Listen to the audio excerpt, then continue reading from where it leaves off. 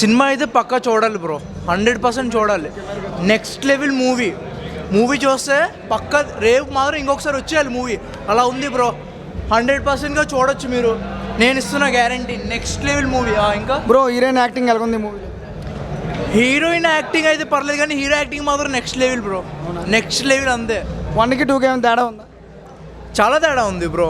1 2 2 దానికి దీనికి అదే. అంటే ఇప్పుడు మన హర్రర్ మూవీస్ తెలుగులో చాలా వచ్చాయి, కాంచనా, చంద్రముఖి, అరుంధతి, దాన్ని కాంచనా 5 బ్రో, కాంచనా 5 అంతే.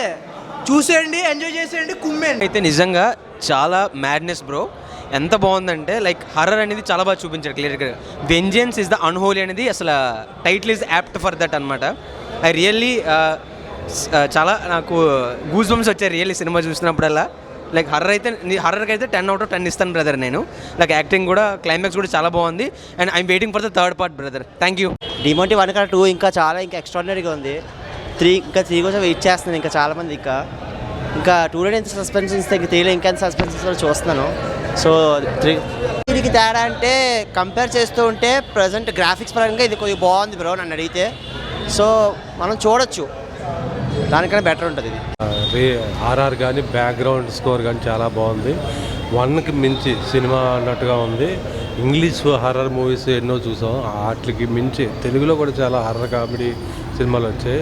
ఫుల్ లెంగ్త్ హర్రర్ మూవీ చాలా బాగుంది. ప్రతి సీను అందరినీ ప్రేక్షకులు విపరీతంగా భయపెట్టేలాగా ఉంది. ఇందులో హీరోయిన్ యాక్షన్ అది చాలా బాగుంది.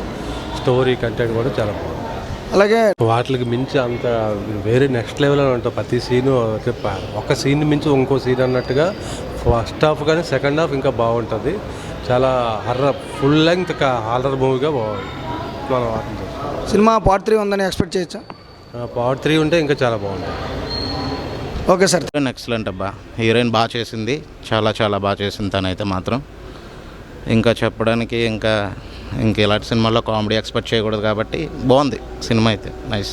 క్లైమాక్స్లో విలన్ దగ్గరికి వచ్చినప్పటికీ చాలా బాగుందని అనిపించింది. అతను చాలా థ్రిల్లర్గా, అంటే నెక్స్ట్ ఏం జరగబోతుంది అనేది మంచి క్లైమాక్స్లో పెట్టి ఆపారు.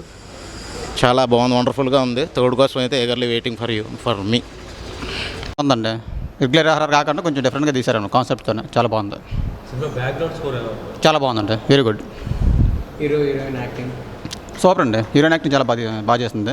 పార్ట్ 3 ఉందని మీరు ఎక్స్పెక్ట్ చేస్తామండి, వస్తే చాలా బాగుంటుంది. ఉన్నాయండి, బాగానే తీశారండి. నెక్స్ట్ ఏంటంటే క్లైమాక్స్ మన నచ్చింది నాకు.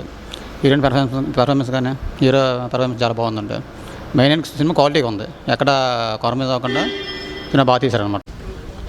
బాగుంది బ్రో మూవీ, చాలా బాగుంది. హారర్ అది బాగా తీశారు. I'm eagerly waiting for the part 3. Heroine ఎలా చేశారు?